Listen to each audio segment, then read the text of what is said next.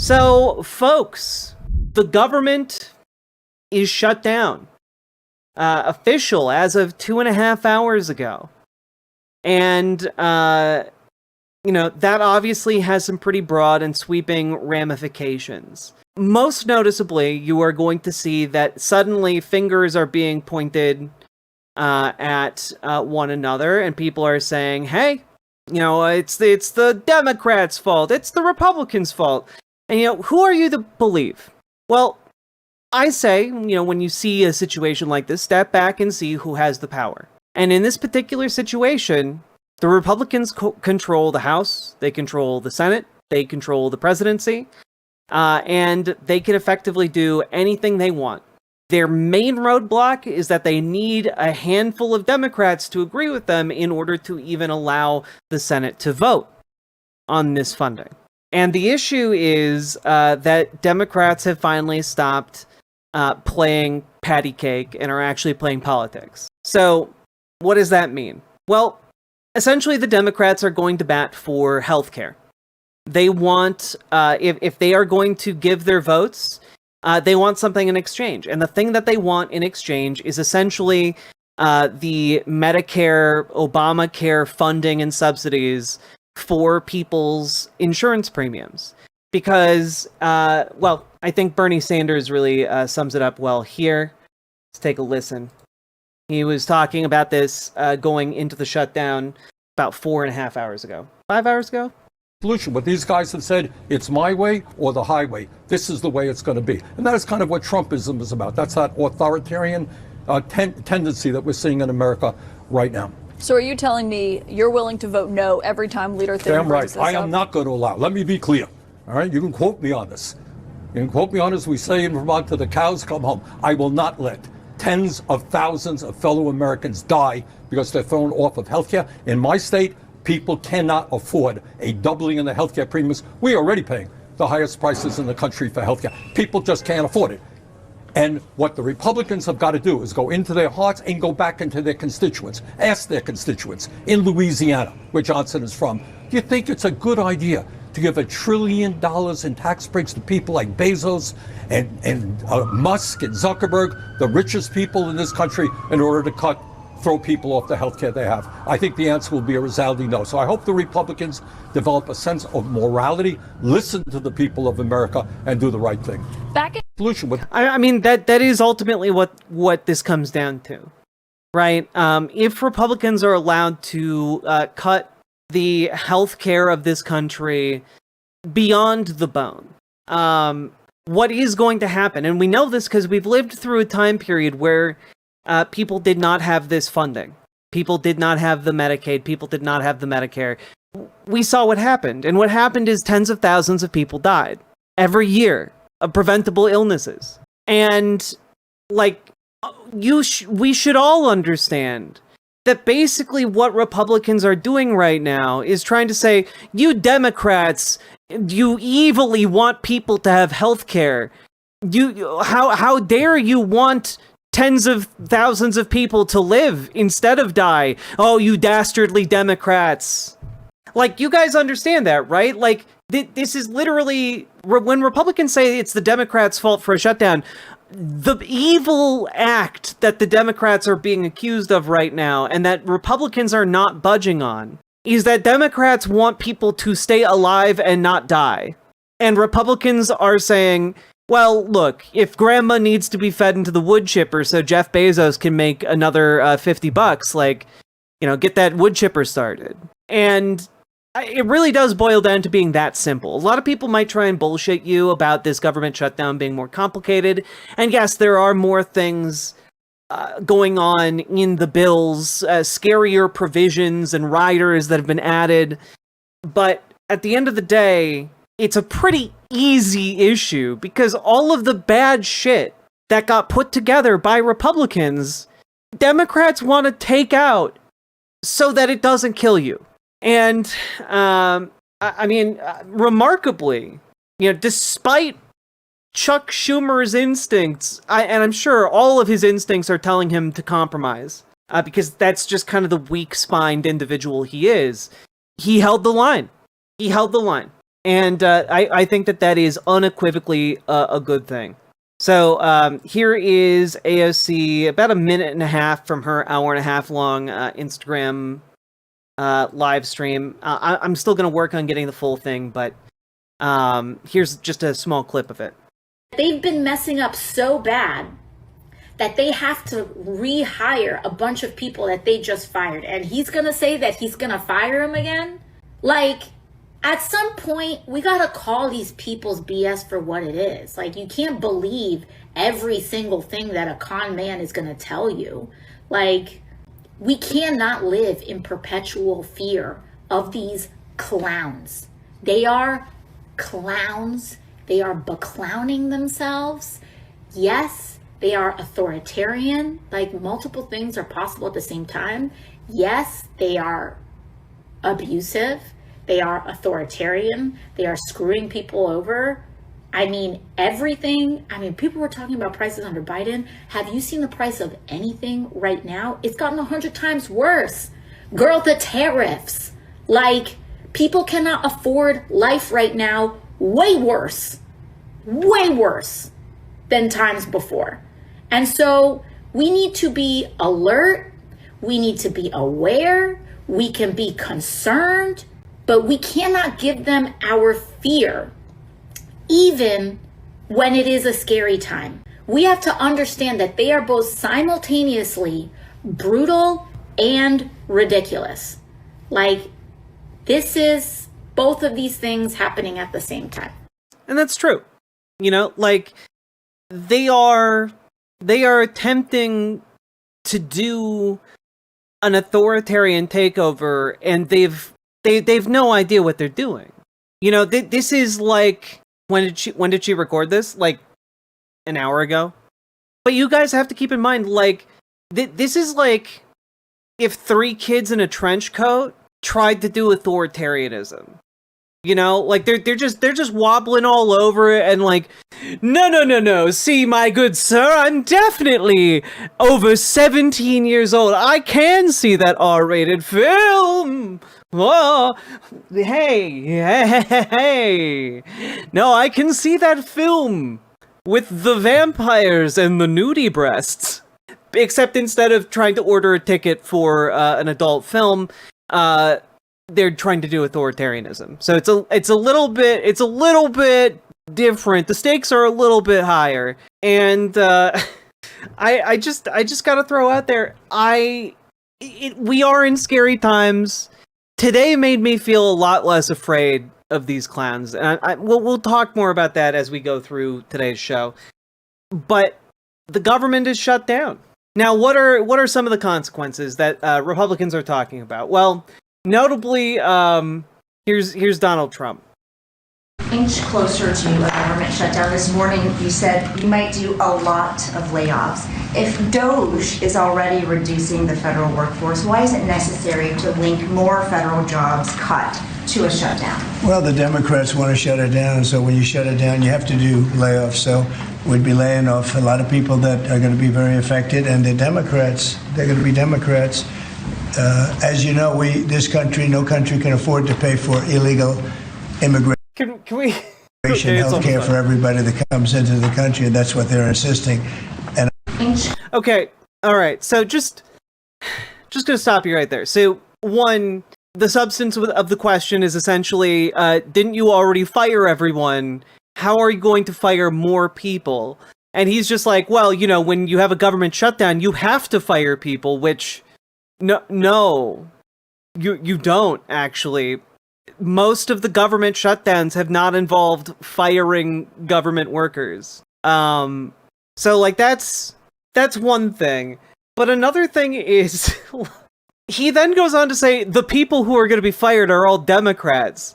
So the Democrats will be very affected. And it's like, okay, imagine you're an authoritarian and you decide you're going to just fire all Democrats from their jobs. Okay. So you just made hundreds of thousands, if not millions of people, like without free time, or sorry, with maximum amounts of free time, now that they don't have a job.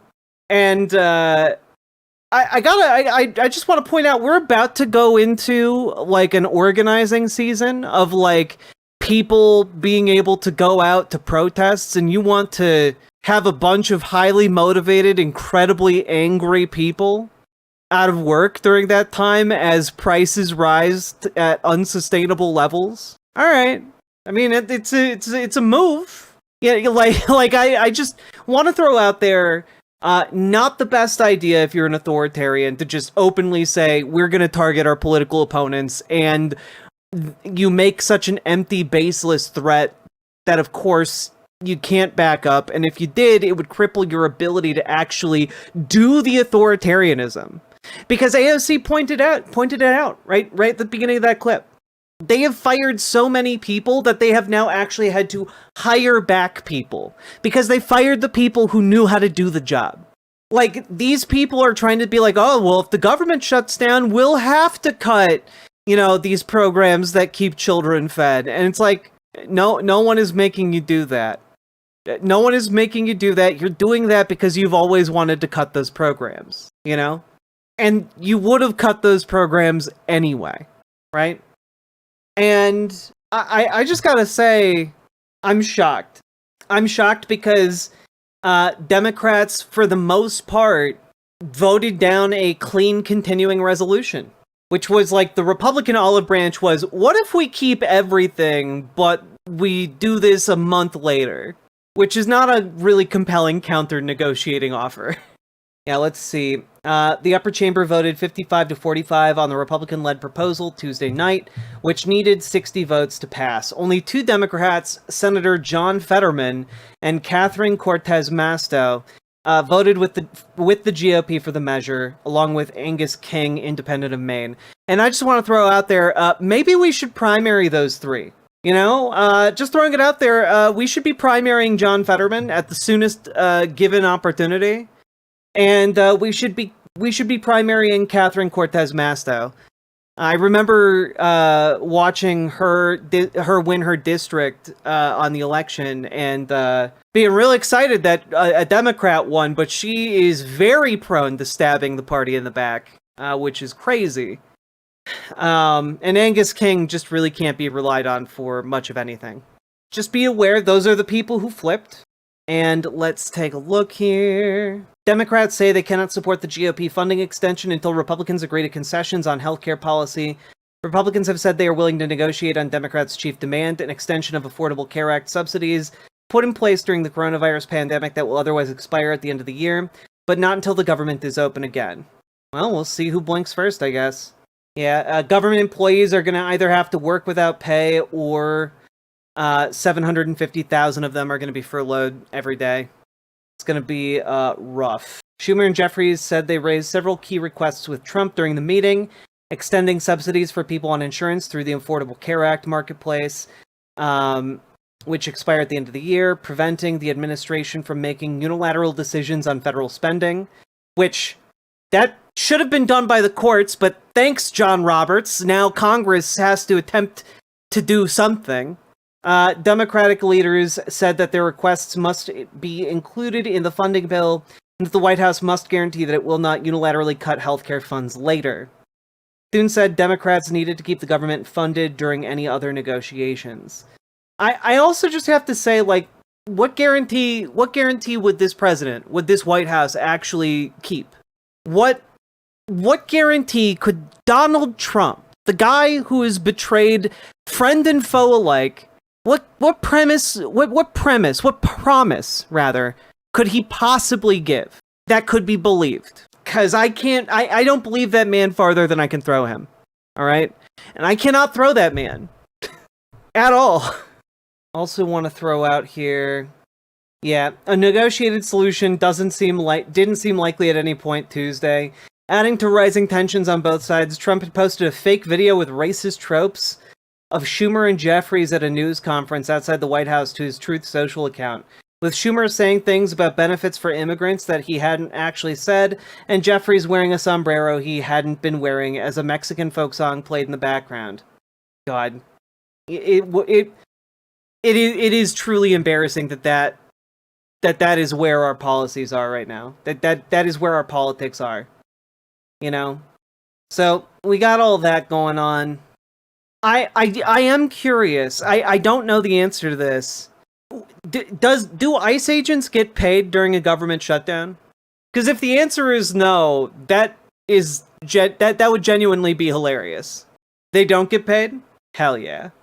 Of course, in response to the imminent shutdown, the Trump administration sent out, according to Marissa Kabas, of the Handbasket. If you aren't following the Handbasket and subscribing, you really should. It's amazing reporting coming out.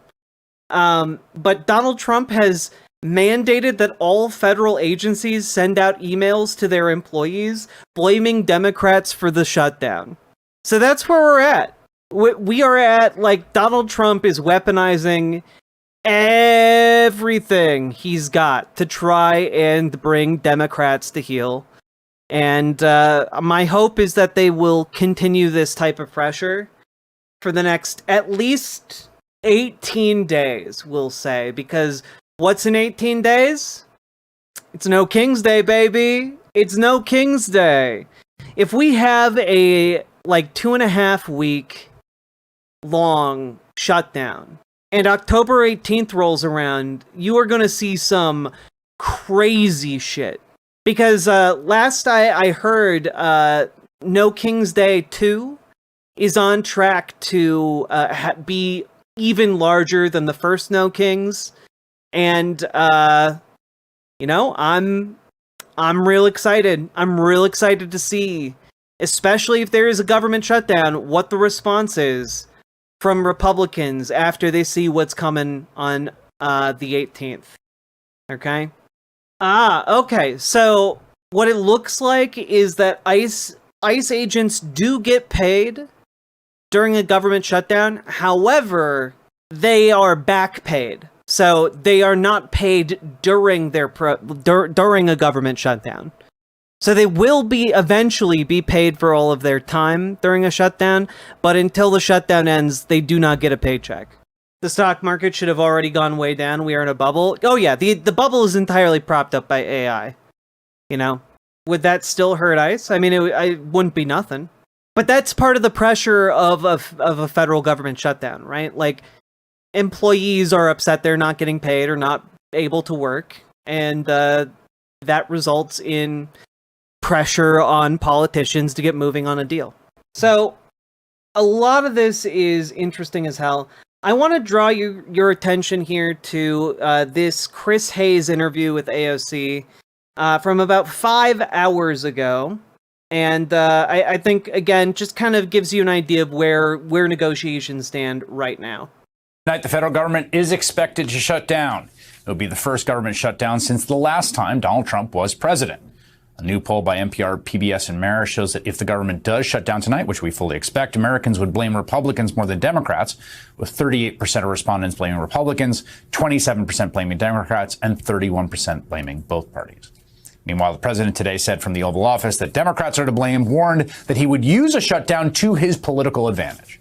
A lot of good can come down from shutdowns. We can get rid of a lot of things that we didn't want, and they'd be Democrat things. Congresswoman Alexandria Ocasio. Dude is just cooked, man. Like, have you listened to him talk for any length of time these days? Just absolutely cooked. Cortez, a Democrat in New York. She's executive board member of the Congressional Progressive Caucus, and she joins me now. Congresswoman, it does look like we are headed towards a shutdown. What do you see as the Democratic strategy and message here for a government funding bill? I mean, Chris, we're here to help people. We are here in the midst of this destruction of the federal government, the federal safety net, $1 trillion eviscerated from people's health care, their Medicare, their Medicaid in this country, with prices that are skyrocketing and life becoming completely untenable for the American people. We are here to try to be a backstop and to be that backstop, which is what the American people have elected us to do. So right now there's this sort of back and forth about the ACA tax credits. And there's kind of a strange dynamic that I want to get your sense of, right? Because at one level, negotiating over the ACA tax credits is important. I mean, there are people who are going to see their premiums go up 15, 20%, like huge amounts are going to spike. Republicans don't like these extenders. Democrats do. They think it's good for people. But that's fully in the lane of like normal politics. And then at the same time, like the president of the United States assembled 800 military commanders to say, I want you're going to have to go to war against your fellow citizens in American cities. And I think people are having a little bit of a hard time of like, we're going to have a fight on the shutdown about the tax credits, but not about the president wants to declare war on Americans, even though I understand those two are conceptually distinct. Do you see what I'm saying? I see what you're saying. You know, that's an excellent question, Chris Hayes. You know, it's an excellent question. It is weird to have, like, to be in the weeds on Affordable Care Act tax credits when an unprecedented military meeting occurred today in which the president said he wanted to literally declare war on America. Thank Chris, but, you know, I think that's something for us to really set the record straight here on. This is not a fight over tax credits. This is a fight over your ability to go to a pharmacy and afford your insulin. We're not talking about just 15 or 20% increases in people's premiums. Tomorrow, healthcare companies and today, healthcare companies are finalizing the premiums that everyday Americans are going to be paying. And we are talking about a doubling of monthly healthcare premiums, not even including your deductible. Yeah, also, I'm just going to throw out there that, like, I can't afford, like, I'm not like wealthy. I'm also not destitute. Thank you for supporting the stream, everybody. But if my healthcare costs doubled, I wouldn't be able to have healthcare. Like, I would not be able to afford that monthly bill. In terms of what people are going to be paying next year because of $1 trillion in Medicaid cuts that were put together earlier this year. And I don't know about anybody else, but I do not. This is my question, right? Like, so one of the things I've been reading in the coverage on this is that Democrats have been either fighting for the Affordable Care Act tax credits or they're fighting to get, like, all of the Medicaid, cuts reversed. And, like, is it both? I want to know if it's both, right? Are they fighting for both, or are they, like, fighting for, like, the full funding of Medicaid and they're, for whatever reason, to the mainstream press, billing it as a fight for tax cuts? So the plotting here is ridiculous, you know? Cry about it, liberals. You know, like, y'all conservatives project so much confidence right up until it's your Mima dying because they don't got Medicaid anymore. You know, like, I don't understand you people. You, like, glorify in the fact that people like yourselves are going to be suffering. I just don't get it. Like, what could possibly twist you to do that? Think that this is just about a tax break or a small tax extender. This is about fighting, not just... Also, gotta say, it is interesting to see that the conservative trolls that come to my streams and come into my chats, it is interesting to me that they fully own and take credit for the government shutdown and are like, haha, you guys cry about it, ha ha ha. And it's like, I mean, you know who's responsible, and you love it. On tax breaks, community health centers, and ensuring that we have a stability of the American healthcare system. And when Republicans use a legislative mechanism to gut the American healthcare system, we have to use a legislative mechanism in order to restore it and to fight for it. Because at the end of the day, you know, people may talk about tax credits this and tax credits that. What they do understand is when you have insulin and you can't afford it. What they do understand is when your kid has chemotherapy or your spouse gets diagnosed with cancer and you go into a hospital and it doesn't get covered. And you have to choose life and death, what this is about. Now, that does not mean that we ignore the abhorrent violation of law and norms and what is happening with our U.S. cities. But we have a broad spectrum of ways and places that we can fight, including our governors, our attorney generals, and our state and municipal leaders, as you just saw. So I just want to make sure I understand this just from your perspective here. So, and I think this is generally the view of congressional leadership as well. You can correct me if I'm wrong. if there was bipartisan compromise, right? If everyone came together, the leaders of the parties, the president, and said, yes, these 5 things, we're going to make sure that these premium supports keep going. We're going to fund community health centers, whatever the sort of asks on appropriation around people's affordable health care.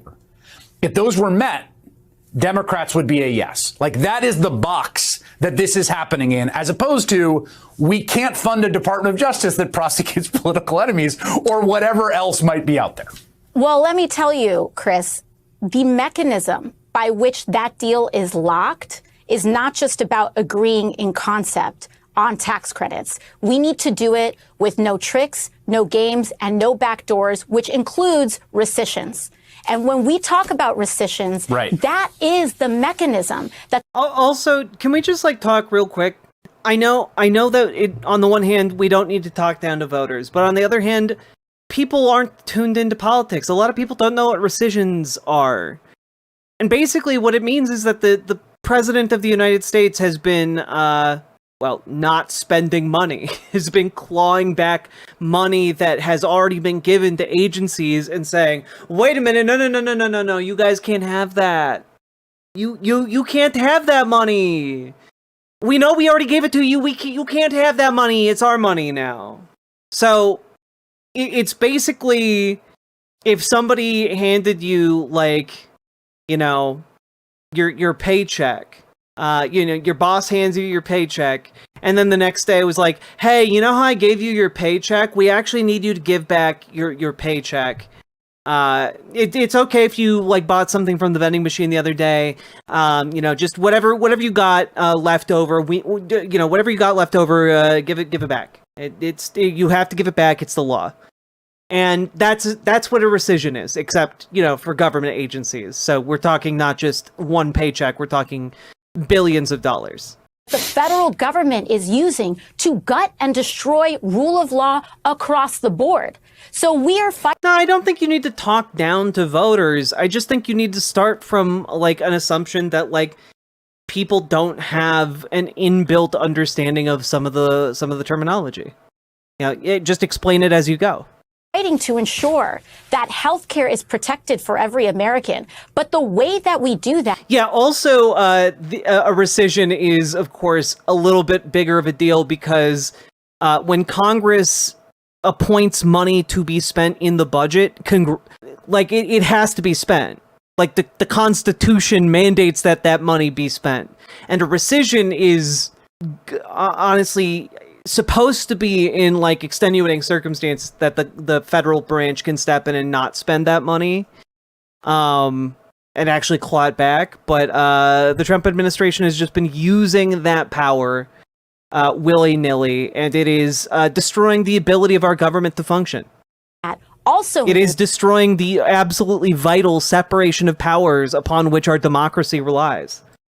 That the only way that you guarantee that is by forcing them to adhere to the rule of law, which means eliminating the rescission loopholes that they put in the CR earlier this year, which the Senate unfortunately had caved on then, and we're ensuring that doesn't happen now.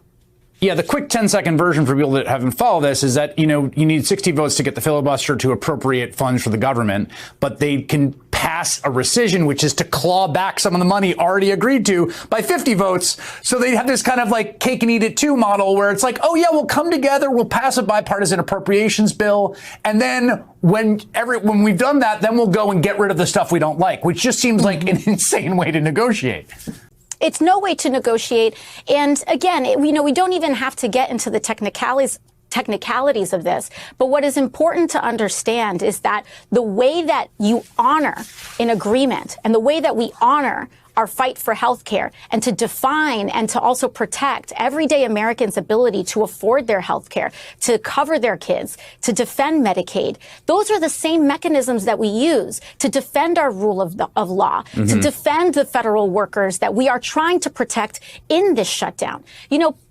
Donald Trump is trying to play this bluffing game of, well, maybe what we're going to do is hold all the federal workforce hostage and fire everybody. Donald Trump has been firing everybody. We saw this with DOJ. We've seen this at the State Department. We've seen this at the Department of Justice. They are firing everybody. They are completely eliminating the federal workforce. And in order for us to stop this madness, we have to put a stop to it, and we have to stop enabling their abuse of power, including their use of recisions. And when we're fighting on their health care, it forces them to act in ways in accordance with the law in other ways, too. That is kind of a clever way of boxing them in, right? Because they know that Republicans care enough about their health care to actually be paying attention to that shit, you know? It just is what it is. They know what their constituents pay attention to. They know that, like, healthcare is like the third rail, and Democrats sticking to their guns on this one, it's gonna work. It's gonna work. You cannot reason people out of a position they did not reason themselves into. I think that's relatively correct. Thanks, Catherine's Leaping Lemurs. Hope you have a good night. All I gotta say here is that I think ultimately what we have here, if Democrats actually hold their ground, is the makings of like a pretty decent way to curtail Donald Trump's power to get us limping over the finish line in 2026, you know, at which point we can then maybe breathe a little bit, like just a little bit. Are they standing up for trans healthcare? Well, my understanding is that the continuing resolution that the Republicans put forward with the anti-trans bullshit in it is dead. That's my understanding. Republicans have introduced a clean continuing resolution that doesn't have any of the anti-trans riders in it, and that has also failed. So Democrats are seemingly going to bat for, you know, they're going to make it an issue of going to bat for healthcare rights for everyone. And I think from what I've seen, from all I've read about what is being negotiated, it seems like they are standing firm on trans issues for now. Yeah, like that's the thing, right? That there's an asterisk for now. We will see how negotiations develop, but I am cautiously optimistic. Cautiously optimistic. How long do you think the government will be shut down? I genuinely have no idea. You know, with the Republican level of insanity right now in this country, it really depends. Because on the one hand, they are both they are incredibly cartoonish and buffoonish, and they do not have their ducks in a row, as it were, and I can foresee a lot of bumbling. And that might mean that it's either going to be over really fast or it's going to be over not so fast. It's going to take a while, you know? We'll see. Last time it was a record 5 weeks, and it mostly ended because the TSA couldn't keep working for free. You know, if Democrats are willing to go to bat for this, you know, we'll see. We'll see. They need to go the distance. God. All right, back to this.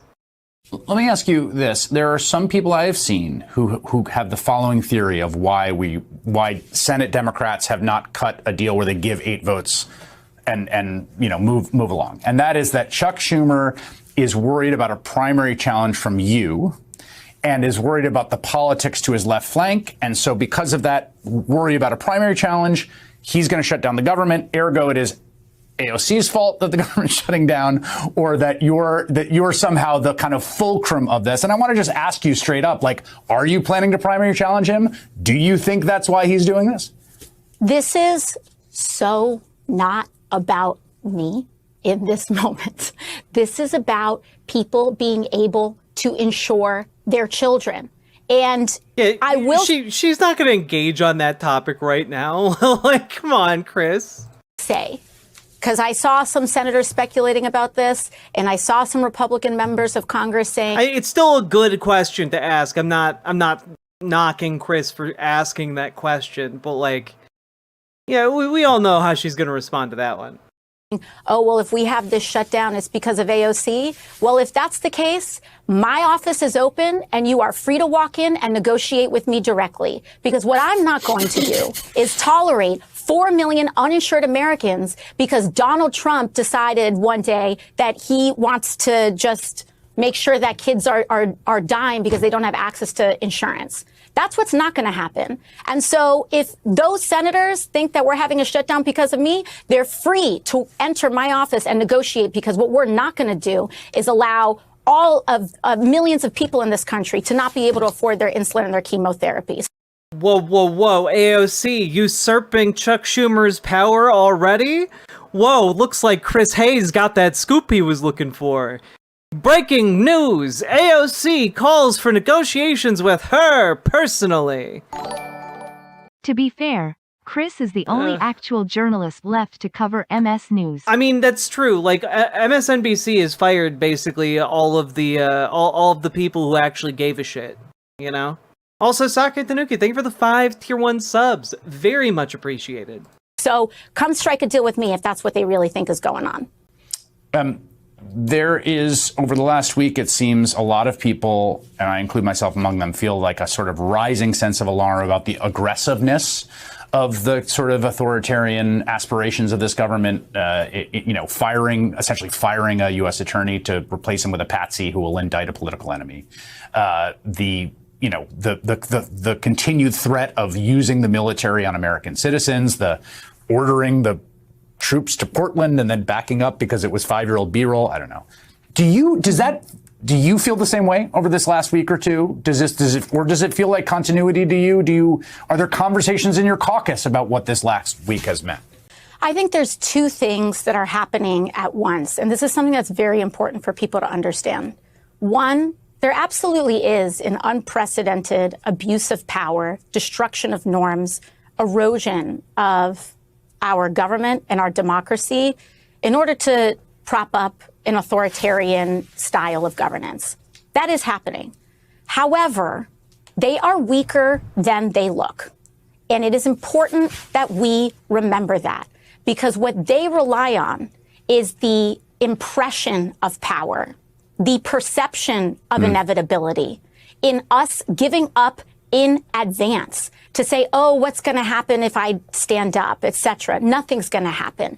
They rely on that perception of inevitability and power. Admittedly, they lost the introspection of Joy Reid's body analysis of anyone the network hates. It's true. You know, it was a huge loss. Sake Tanuki, thank you for the 5 Tier 1 subs. But AOC's spitting here, right? Like, this administration is a paper tiger.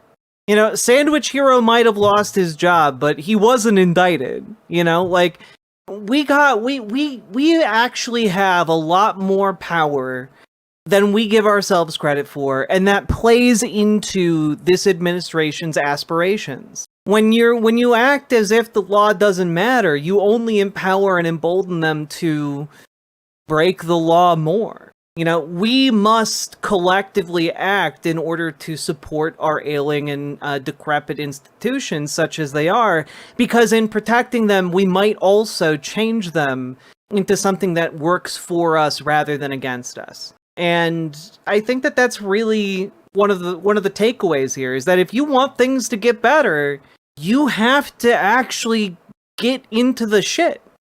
You actually have to get up off your butt and do the work. And I know it sounds trite to be like, and with the power of friendship, we can reforge our democracy stronger than ever before.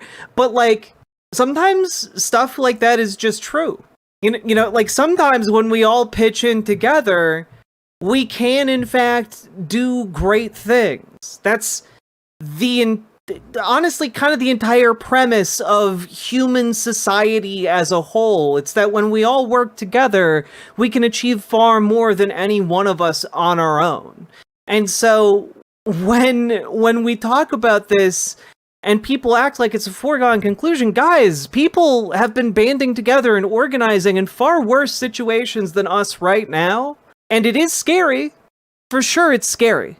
But when we work together, when we organize, when we show up to protests, when we show up to our local, like, political meetings, when we actually get involved, when we actually understand the issues, when we actually broaden our horizons within our communities, it does work. It does pay off, and it does make things better.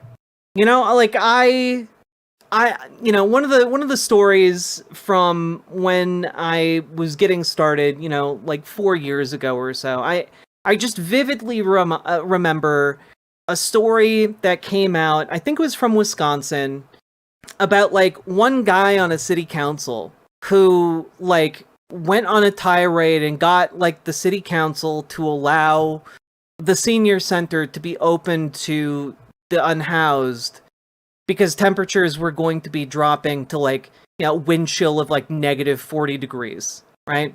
And, we're talking temperatures that would kill people. And if you're unhoused in negative 40 degree temperatures, you're probably not going to make it.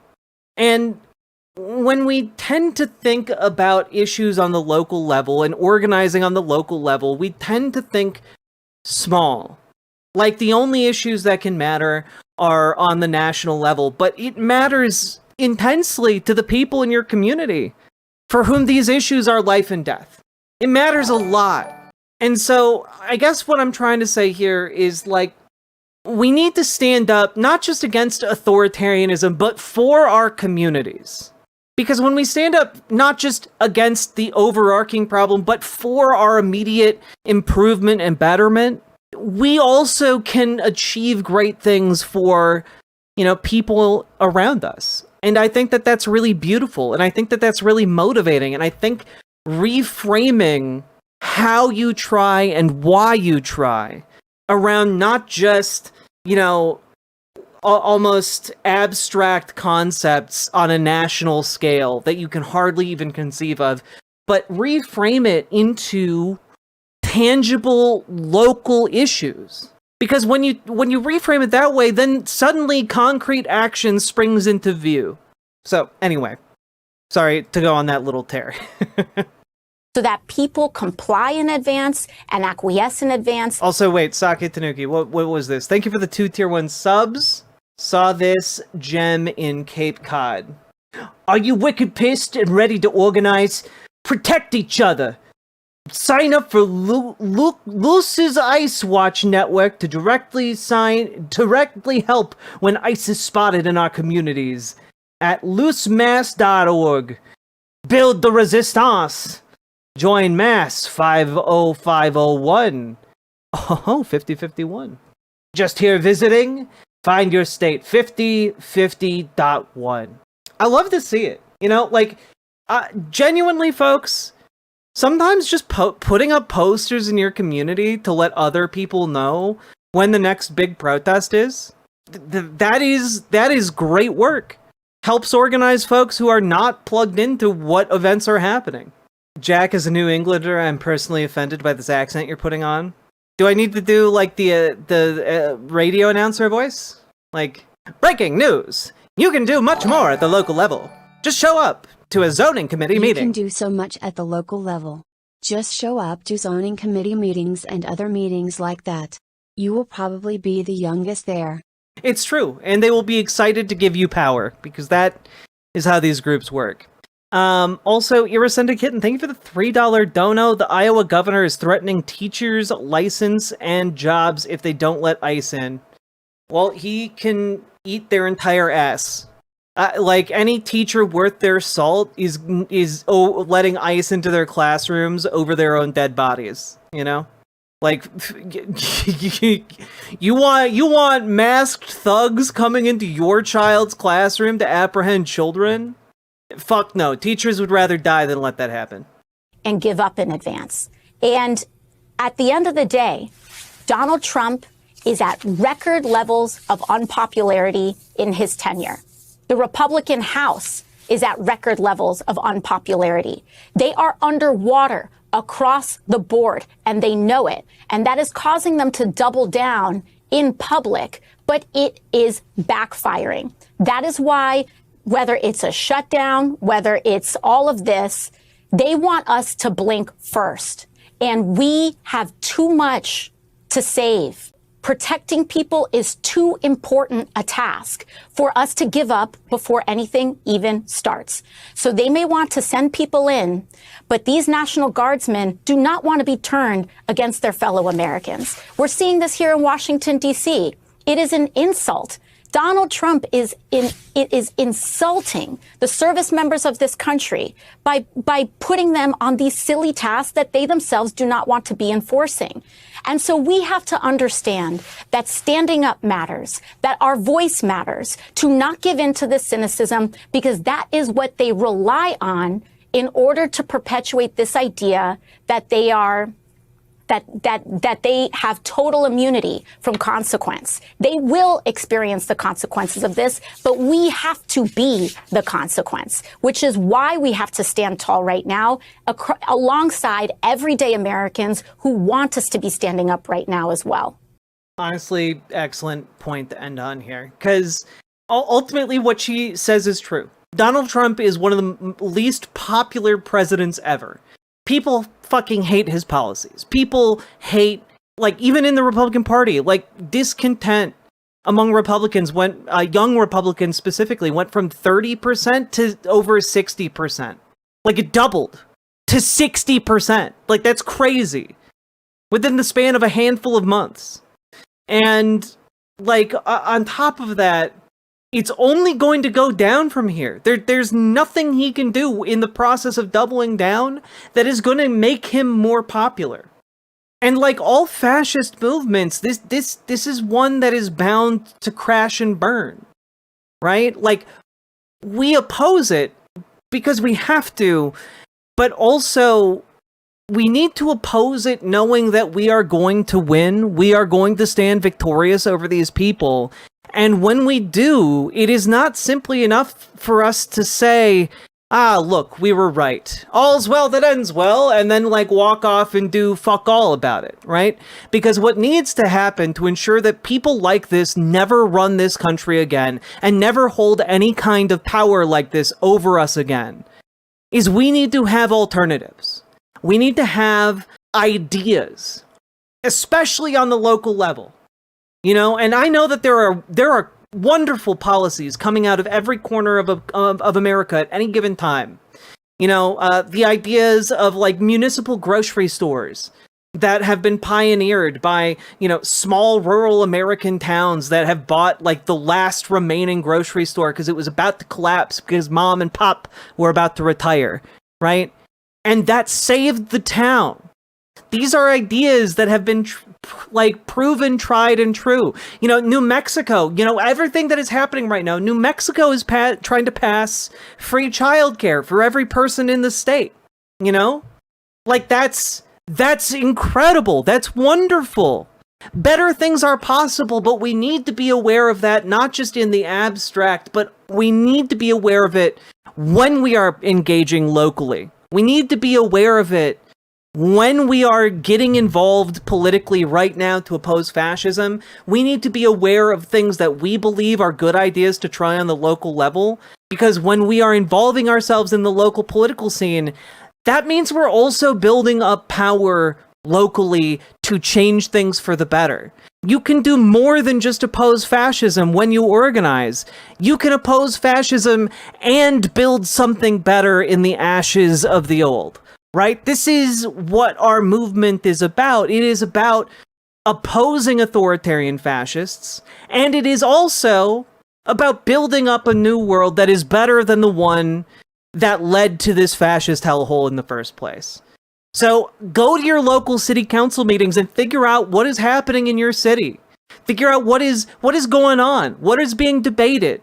Figure out, like, who are the local political movers and shakers. Like, have an idea in your local area what is happening. And then, with that context, get involved with your local Democrats, get involved with your local DSA. Okay, if you need help doing that, use !organize in any of the chats, and come on over to the Discord. And if you want to organize with your local Dems, you can reach out to Dragonfly on the Discord. Or you can reach out to GamerG if you want to get involved in DSA. Organize. Because what we're seeing right here is that Dems can at times have a spine. And right now we need them to have a spine so that we can save tens of thousands of people from dying of lack of healthcare coverage every year. A completely preventable thing, but we need to actually turn up. So organize locally, and for the love of God, turn out to your October 18th No Kings protest. I guarantee you there is one local to you, and if there is not, you can start your own and organize locally, all right? With all of that being said, I have to reiterate one last time, I am incredibly impressed that Democrats actually held the line. And I hope that they continue to hold the line until we can ensure that every American has healthcare coverage. And with that, remember to like, comment, and subscribe. Riverboat Jack is coming to town. All the viewers gather round. Twitch and YouTube is where she streams. All that content is bursting the scenes. Politics, gaming, and plenty more. Her sense of fashion you'll adore. So grab your stuff and hop aboard. We're going straight to Jack's Discord. Riverboat Jack.